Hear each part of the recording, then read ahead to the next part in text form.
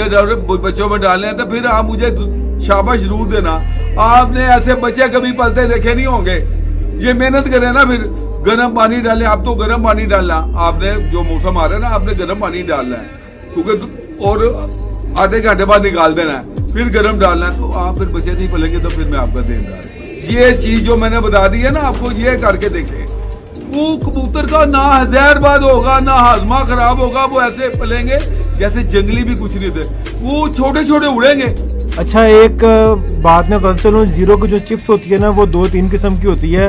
एक sky blue colour की होती है और एक ब्लू कलर की होती है। आपने चिप्स लेनी है सुपर क्वालिटी की, ठीक है। सुपर क्वालिटी की चिप्स होगी, बिल्कुल प्योर व्हाइट कलर की होगी या हल्की क्रीम कलर की होगी।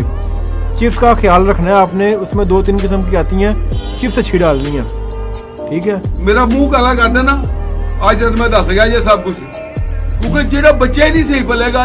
देखो चला वो भी जाएगा, चलो भी मारेगा, तगड़ा ही मारेगा। एक अंडे मादी, देखो मादी अंडों में भी नहीं रहेगी, उसमें कैल्शियम भी होता है। देखो आपका आजमा ठीक है ना, आपका लिवर ठीक है ना, आप 70-80 साल के